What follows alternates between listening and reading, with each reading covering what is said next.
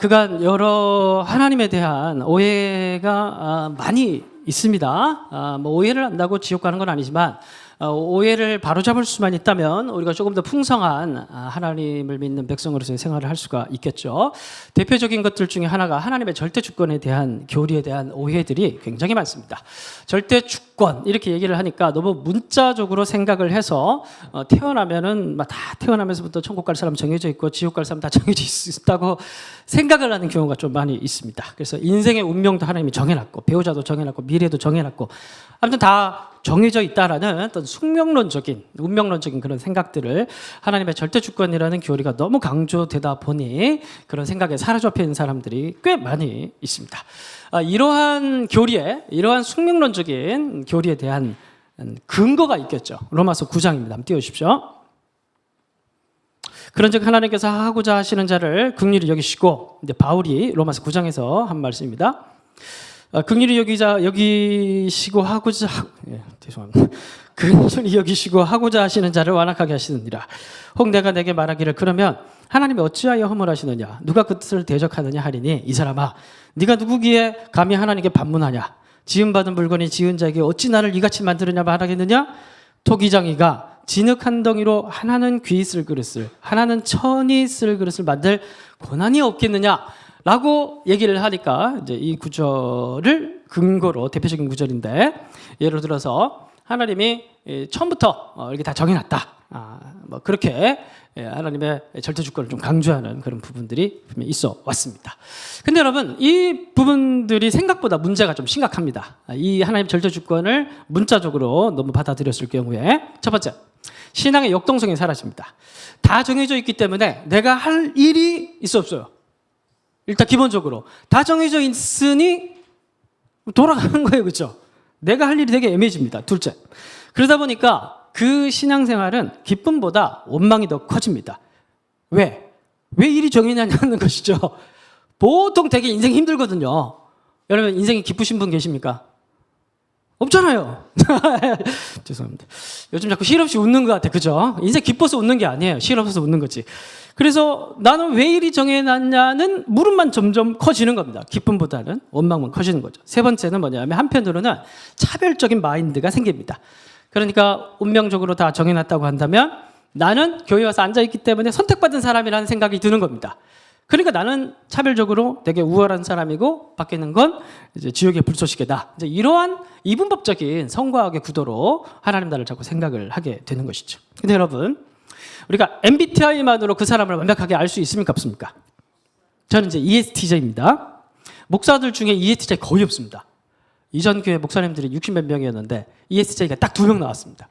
저와 어떤 자매 여전도사님. 남자는 저가 유일했습니다. 자랑은 아니고 ESTJ가 저희 교회에도 아마 저 외에 한 명 더 계시는 걸로 자매님이십니다. 그리고 이제 현승원 대표도 ESTJ. 근데 이 세 사람 만나서 얘기를 해보니 비슷할 줄 알았는데 완전 다르더라고요. 정말 저랑 다르더라고요. 그러니까 이 기질이라는 건 일부분입니다. 그 사람을 이해하는 아주 작은 일부분. 교리적으로 하나님을 이해한다는 것도 일부분입니다. 뭐 하나님의 절대 주권 아니면 어떤 우리가 교리적으로 하나님에 대해서 주장하는 설득하는 정리한 어떤 문장들이라는 것은 핵심이 아니에요. 본질이 아닙니다. 하나님을 이해하는 한 단편이지. 그걸 본질로 여기는 순간부터 우리는 그러한 여러 가지 오류에 빠지게 되는 것이에요. 그러면 끝까지 마지막 다 제하고 사라지지 않는 마지막 본질 알맹이는 뭘까요? 기독교에서. 그건 교리가 아니에요. 문장이 아닙니다. 재밌게도 흥미롭게도 사건입니다. 우리는 뭘 전해요? 하나님의 절대 주권을 전해요? 우리는 뭘 전해요? 그리스도의 십자가 사건을 전하는 사람들입니다. 기독교가 믿는 것은 교리가 아니라 본질적인 건 뭐냐 하면 사건이에요. 십자가 사건. 그러면 이 십자가 사건을 생각해 보십시오. 십자가 사건 속에 천국 갈 놈과 지옥 갈 놈을 정해놨던 말이 있습니까? 없습니까? 그런 걸 느껴질 수가 있습니까? 없습니까? 없죠. 십자가 사건을 생각했을 때 구원의 확신이 없으면 지옥 간다는 말이 떠올라요? 안 떠올라요? 안 떠올라요. 잘 생각해 보세요. 안 떠올라요.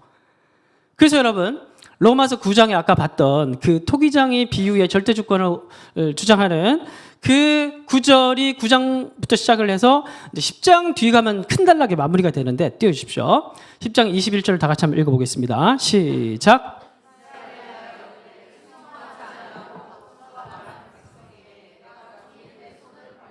놀랍죠? 토기장의 비유로 시작한 이 대단락의 바울의 하나님의 절대 주권에 대한 설명의 마지막이 뭐냐 하면 내가 종일 너희들에게 손을 벌리고 있다는 말씀으로 끝나요. 다 정해져 있다는 걸 얘기하고자 하는 게 하나님의 절대 주권이 아니라 성경에서 말하는 하나님의 절대 주권은 뭐냐 하면 네가 믿고 따라오기만 하면 내가 너를 끝까지 책임진다는 것을 강조하기 위해서 절대 주권을 얘기하는 거예요. 다르죠? 그래 안 그래요?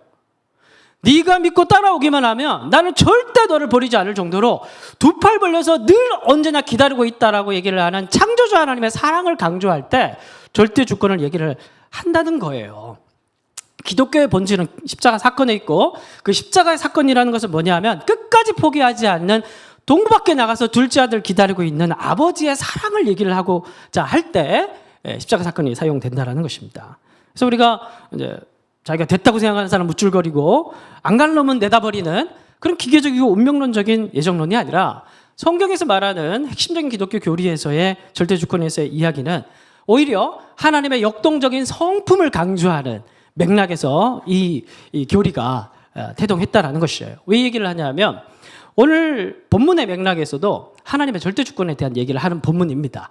그래서 이 아브라함 이야기를 통해서 하나님의 주권에 대한 이해를 우리가 조금 더 풍성하게 했으면 좋겠습니다. 자, 1, 2절을 보겠습니다. 1, 2절 보시면 당시에 신할 왕 아므라벨과 통독 녹음하는 거 다시 좀 생각해봐야 돼요. 아므라벨과 엘라살 왕 아리옥과 엘라움 왕 그돌라오멜과 고임 왕 디달이 소돔 왕 베라와 고모라 왕 비르사와 아드마 왕 시납과 스보인 왕 세메벨과 벨라고 소알 왕과 싸우니라. 65시간마다 더 걸릴 것 같은데요. 자, 어쨌든 이 이야기가 배경 설명을 좀 잠깐 드리면 우리가 이제 지난주에 13장 받고 이제 14장으로 넘어왔는데 이 두 장에는 갭이 한 5년 정도의 갭이 있습니다. 시간이 좀 많이 지났고 그리고 1, 2절에서 이 장을 시작할 때 어떤 전쟁에 대한 이야기를 합니다. 1절에 시날, 엘라살, 아엘람, 고임 여긴 전부 다 메소포타미아 그러니까 여기 팔레스타인이 있으면 이라크 쪽에 있는 나라들이 네 도시 국가를 설명을 합니다. 그러니까 이 네 연합군이 동방연합군이 이제 팔레스타인으로 쳐들어온 거예요. 그리고 2절은 이제 공격을 하니까 방어를 해야죠. 2절은 방어하는 5 연합도시입니다. 그게 소돔, 고모라, 아드마, 스보임, 소알 이렇게 되는 겁니다. 그래서 이 공격과 방어의 이야기, 침략과 그리고 이것을 방어하는데 결국에는 방어하지 못하는 이야기. 그래서 가나안 땅이 다 침공을 당하는 그 이야기가 이제 쭉 얘기가 진행되는데 어디서 어디까지 진행이 되냐면 5절부터 왜 침공을 했냐면 이제 약탈이죠. 이제 5절부터 12절까지 상당히 많은 분량으로 아주 자세하게 요단 동편 북쪽에서부터 해서 쭉 내려와서 사해 남부에 위치한 소돔과 고모라까지 다 침공하면서 내려오는 이야기가 5절부터 12절까지 아주 상당히 많은 분량으로 상세히 전투 과정이 묘사가 되어 있는 게 14장입니다.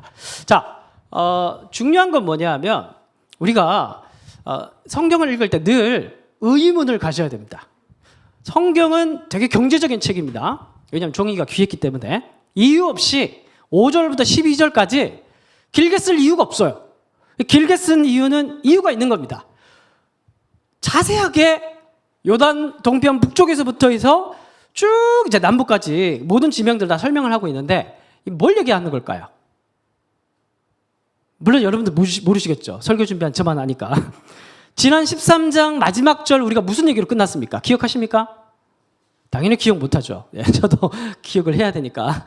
저도 막 짜봤는데 생각이 안 나더라고요. 마지막 절 다시 말씀드리면 17절.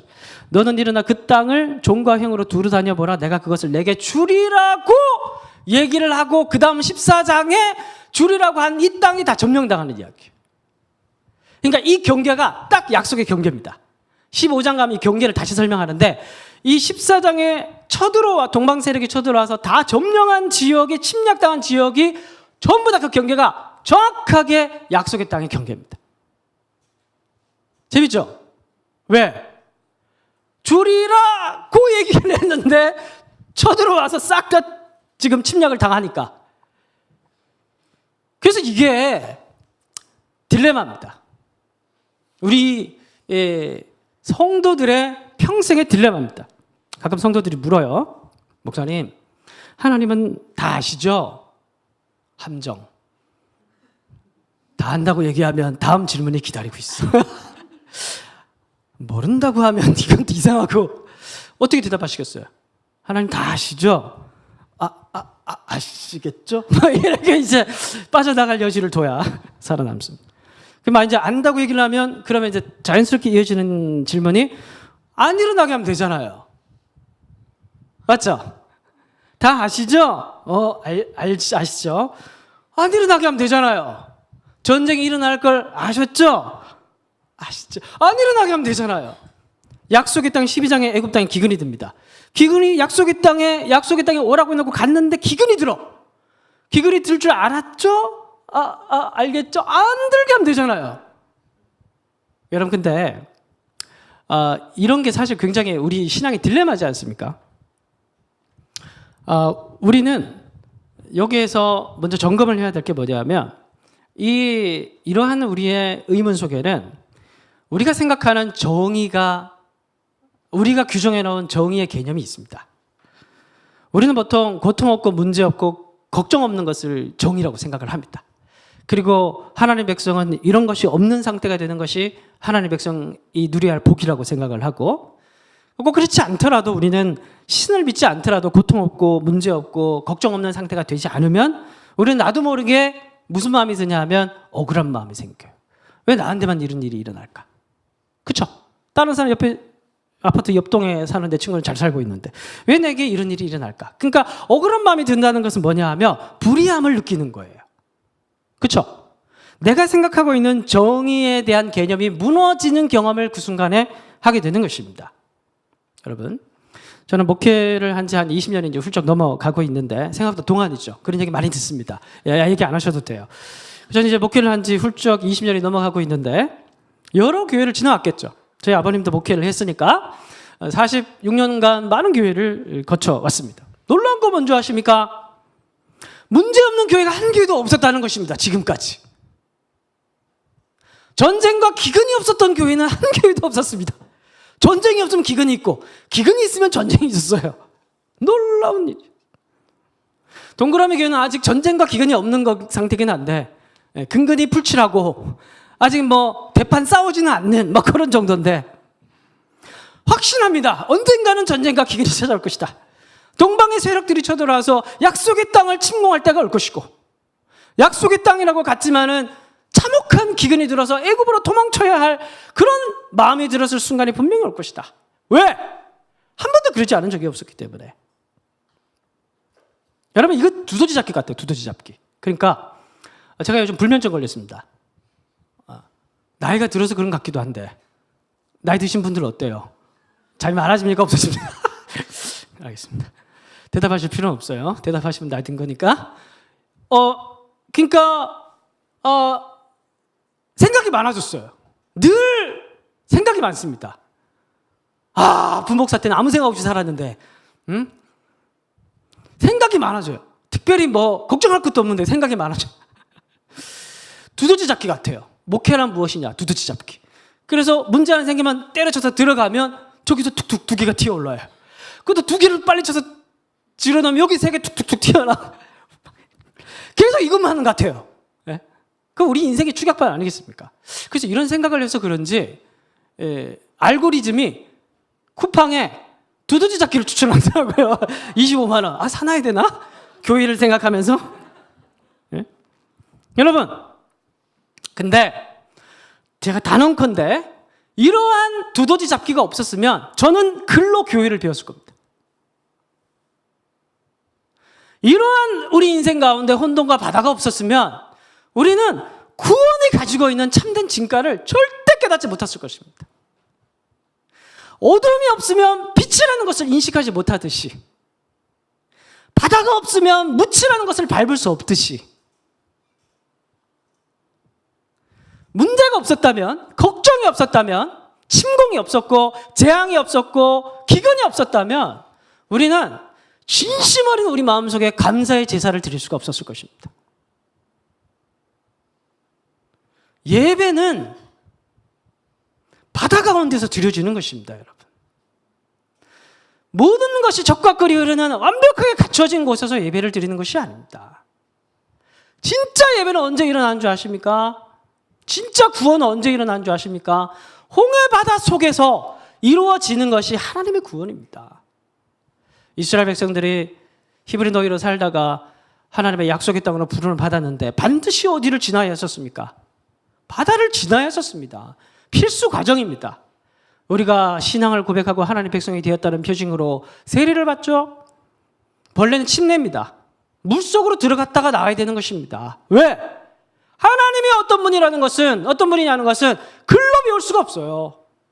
살아계신 분이기 때문에 우리 삶 속에 있는 재앙과 전쟁과 기근과 고통과 걱정과 염려와 두려움 가운데 그 속에서 하나님께서 이 문제를 어떻게 해결해 가시는가를 두 손 놓고 바라보게 하시는 그 상황을 극복하면서 우리는 살아계신 하나님이 어떤 분이신가를 우리는 글이 아니라 실체로, 교리가 아니라 역동적으로 하나님의 성품을 그제서야 우리는 조금이라도 느낄 수 있게 되는 것입니다. 글로 하나님을 알고 배울 수 있다면 신학교 교수들이 제일 믿음이 좋겠죠. 그렇죠? 만약에 성경 지식으로 신앙이 좋고 믿음이 좋은가를 판별을 한다면 여기서 아마 제가 제일 거시기할 겁니다. 그래서 저는 자신이 없어요. 왜냐하면 여기는 정말 많은 전쟁과 기근과 그 많은 걱정과 두려움을 통과해서 하나님 앞에서 깊은 눈을 가진, 신앙의 눈을 가진 사람들이 저보다 더 많이 있기 때문에 하나님은 글로 배우는 게 아니라 전쟁과 기근을 통해서 배우는 것이에요. 그래서 잘 생각해 보십시오. 우리가 가지고 있는 정의에 대한 개념, 고통 없고 문제 없고 걱정하는 없이 하나님의 정의라면, 그게 하나님께서 우리에게 원하시는 것이라면 우리는 감사를 제대로 할 수 있을까요? 안식이라는 것이 정말 무엇인지 우리는 느낄 수 있을까요? 결국에는 결정적으로 뭐가 다르냐면 하나님의 능력이 있고 없고의 문제가 아니라 절대 주권자이신 하나님의 목표와 우리의 목표가 다른 거예요. 하나님이 생각하는 목표가 내 생각하는 목표와 일치하지 않는 거예요. 내가 생각하는 정의는 무균실입니다. 진공상태가 되는 것이에요. 그러나 진공상태는 어떠한 하나님 나라의 목표도 이루어낼 수가 없습니다. 하나님의 목표는 반드시 어디에서 이루어지냐 하면 혼돈의 바다 속에서 이루어집니다. 믿으십니까? 이런 거는 꼭 기어 들어가는. 그렇죠. 괜히 아멘 했다가 혼돈 속으로 진짜 집어넣을까 봐. 걱정하지 마십시오. 여태까지 살아왔는데, 그죠? 그래서 결국에는 우리 하나님은 그런 의미에서 살아계신 분이라는 거예요. 자, 보십시오. 오늘 이 전쟁 수초를 통해서 두 가지 정도의 하나님께서 절대 주권자 되시는 하나님에 대해서 아브라함을 가르쳐 주시는데 13절 봅시다. 다 뛰어넘고 도망한 자가 와서 히브리 사람 아브라함에게 알리니 그때 아브라함이 아모리 족속 마므리의 상수리 숲을 근처에서 거주하였더라. 이제 와서 이제 막 얘기해 준 거예요. 이제 롯도 잡혀갔다. 이렇게 해서 롯이 소돔과 고모라로 갔는데 싹 다 잡혀간 거예요. 마므리는 에스겔의 형제여 또 아넬의 형제라. 이들은 아브라함과 동맹한 사람이더라. 아브라함이 그의 조카가 사로잡혔음을 듣고 집에서 길고 훈련된 자 318명을 거느리고 단까지 쫓아가서, 굉장히 작은 숫자입니다. 왜냐하면 4개 도시 국가가 연합을 해서 쳐들어왔기 때문에 세계 대전급인데 318명을 데리고 간 거예요. 물론 이제 도와준 사람도 있었고. 15절. 그와 그의 가신들이 나뉘어 밤에 그들을 쳐부수고 다메섹 왼편 호바까지 쫓아가. 16절 다 같이 읽겠습니다. 시작. 부녀와 친척을 다 찾아왔다. 그래서 결국에는 적은 병력으로 기습을 해서 동방 세력들을 물리친 아브라함의 영웅담을 얘기하는 것처럼 16절까지, 13, 16절까지 정리가 되어 있습니다. 근데 여러분, 물론 이제 이 이야기는 아브라함의 단순한 무용담을, 영웅담을 얘기를 하는 것은 아닙니다. 성경의 강조점은 이제부터 시작입니다. 17절. 아브라함이 이제 돌아오는 거예요. 그돌라오멜과 그와 함께한 왕들을 쳐부수고 돌아올 때에 소돔 왕이 사회 골짜기 곧 왕의 골짜기로 나와 그를 영접하였고 살렘 왕 멜기세덱이 떡과 포도주를 가지고 나왔으니, 자, 여기까지 보겠습니다. 자, 마중 나온 사람들이 있습니다. 고대 군동 문헌들을 참고를 해보면 메소포타미아, 히타이트, 이집트 이런 고대 어느 나라나 장군이 나가서 전쟁에서 승리하고 돌아올 때는 집구석에 있으면 안 됩니다. 반드시 왕과 제사장은 나가서 영웅들을 맞이해야 됩니다. 그렇겠죠, 상식적으로. 지금 막 전쟁에서 돌아왔는데 집에서 자고 있으면 열받잖아요, 그죠? 그래서 나와서 맞이하고 축사하고 잔치를 벌이는, 환영을 해주는 걸, 이제 병사들의 이제 혈기 지금 막 등등하죠, 그죠? 막 다 죽이고 왔잖아요, 그죠? 그러니까 이걸 위로해주고 이제 사고가 나지 않도록 이렇게 충분히 축복해주는 그런 시간을 가져야 됩니다. 그래서 이제 누가 나오냐면 가나안의 왕과 제사장, 소돔 왕, 이제 살렘 왕, 멜기세덱 이렇게 해서 나와서 영접을 하고 있는 그런 장면이 나옵니다. 자, 그런데 아브라함을, 진짜 이 14장의 핵심은 이겁니다. 아브라함을 영접한 사람 중에 희한한 사람이 나옵니다. 희한한 사람이 누구예요? 멜기세덱. 왜 희한한지 보고 싶다. 18절 다시. 멜기세덱이, 살렘 왕 멜기세덱이 떡과 포도주를 가지고 나왔으니 그는 지극히 높으신 하나님의 제사장이었더라. 그가 아브라함을 축복하여 이르되 천지의 주제이시여 지극히 높으신 아브라함이요, 죄송합니다. 통독 다시 생각해봐야 될 것 같아. 성경을 다시 쓸 것 같아. 하나님이여 아브라함에게 복을 주소서. 뭐가 놀라워요? 뭐가 충격적이에요? 여러분, 성경을 읽을 때 특이한 점이 나오면 그게 강조점이에요. 되게 특이하죠? 왜 특이할까요? 여러분, 여기 18절에 보면 지극히 높으신 하나님의 제사장이라고 얘기할 때 이 하나님이라는 단어가 히브리어로 엘입니다. 엘. 영어로 번역을 하면 God, 대문자로 하면 유일신, 소문자로 하면 그냥 일반신.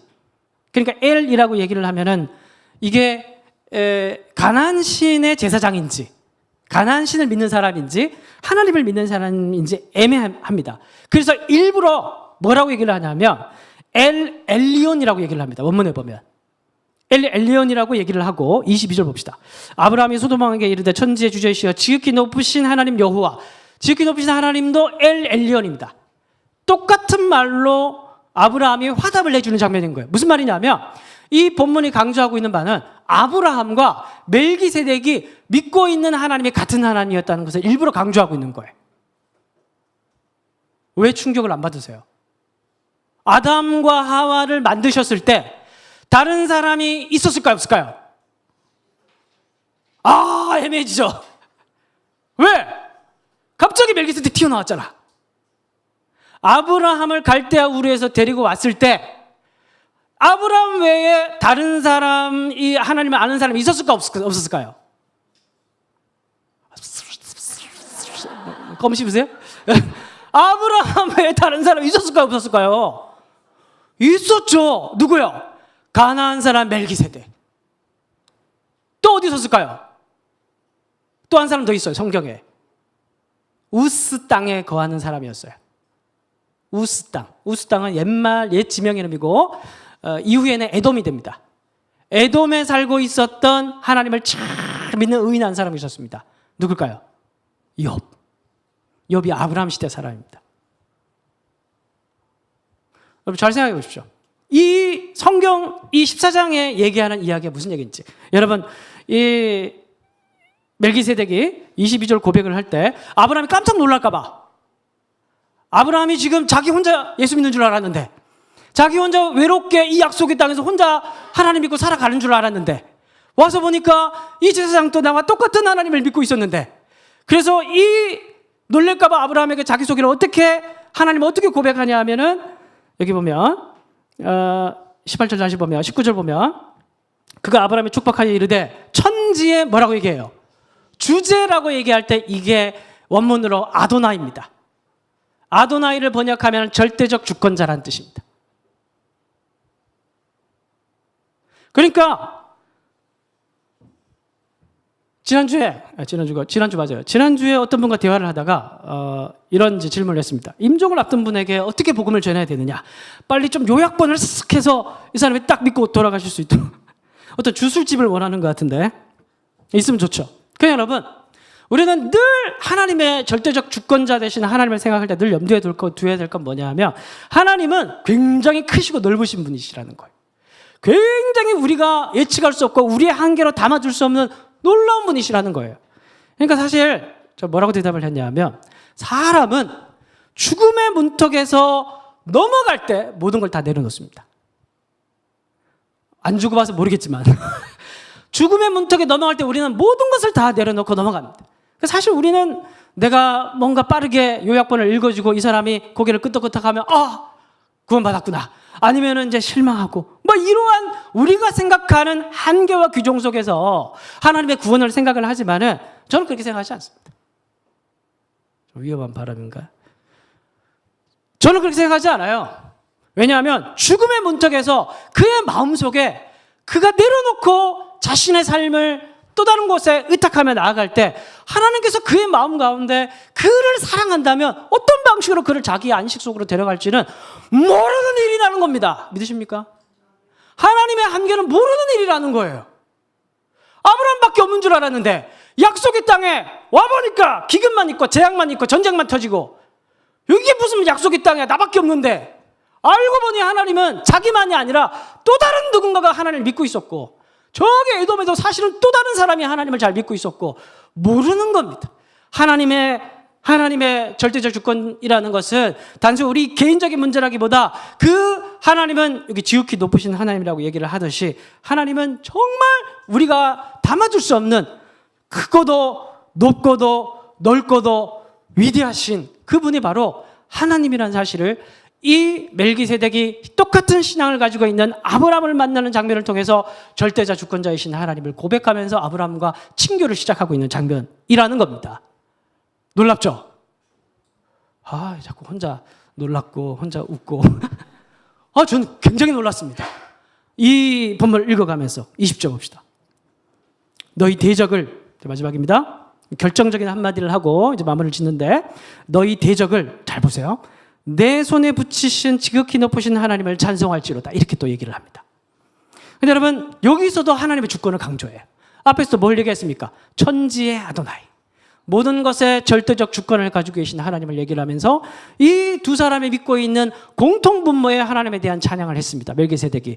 그 다음으로 이 아브라함에게 일어난 일을 멜기세덱이 다시 해석을 해주는데 뭐라고 얘기를 하냐면 너희 대적을 내 손에 붙이신이라고 얘기를 하는데 여기서 붙이시다라는 단어가 건네주다라는 뜻입니다. 원문 뜻 그대로 하면 이제 의역을 한 건데 건네주다라는 거예요. 너에게 건네준 너희 대적을 내 손에 건네준 하나님을 얘기를 하고 있습니다. 여러분 건네준다라는 뜻은 원래 이 대적의 소유가 누구였다는 걸 얘기를 하는 겁니까? 빨리 생각해봐요. 그래야 설교 마치지. 이 건네줬다는 말은 이 대적이 저기 떨어져 있는 멀리 별똥부대라는 걸 얘기하는 겁니까? 아니면 어디에서 나왔다는 거예요 지금? 하나님의 품에서 나왔다는 겁니다. 이 대적도 누구의 소유? 하나님의 것. 할렐루야. 이 땅도 누구의 것? 전쟁이 있지만 하나님의 것. 선과 악의 구분은 무의미해요. 절대적인 하나님 앞에서. 우리가 가지고 있는 인생의 정의로 하나님을 생각해서는 안 된다는 것입니다. 믿으십니까? 하나님의 절대 주권이라는 걸 생각했을 때 우리는 단순히 선과 악의 개념으로, 권선징악의 개념으로, 인과응보의 개념으로, 복과 저주의 개념, 물리적인 의미로서 그렇게 하나님을 이해하고 우리는 받아들이고 구원을 생각하고 하나님의 나라를 생각을 하지만은 하나님의 주권이라는 것은 우리가 생각하는 것보다 훨씬 더 높고 큰 개념이라는 것입니다. 선도 하나님의 것이고 멜기세덱도 하나님의 것이고 대적들 또한 누구의 것이라는 겁니까? 하나님의 것이었다는 거예요. 그러니까 하나님의 절대 주권이라는 것은 하나님이 다 안다라는 개념이 아니라 다 하나님의 손 안에 있다라는 개념인 것이에요. 따라하겠습니다. 하나님의 손 안에 있다. 그래서 약속의 땅에 와서 이게 뭐야? 라고 생각할 필요가 있다 없다. 이걸 깨달아가는 게 믿음의 여정이라는 겁니다. 믿으십니까? 인생 가운데 많은 폭풍우와 많은 어둠이 계속해서 우리를 엄습하면서 이 아브라함의 인생처럼 우리 인생에게 계속해서 달려들 것입니다. 늘 기억해야 될 것은 뭐냐면 하나님은 절대 주권자이시다. 하나님의 구원하심, 하나님의 통치, 하나님의 함께하심은 경계가 없고 높이가 없으며 너비를 측량할 수 없는 놀라운 하나님의 통치하심으로 그분 손 안에 우리를 끌고 가고 계신다는 사실을 결국 믿는 것이 바로 그런 혼돈 속에서 발생하는 알맹이의 믿음이라는 것입니다. 그런 믿음이 저와 여러분들의 혼돈의 삶 가운데서도 충만하시기를 주님 이름으로 축원드립니다. 다시 일어나셔서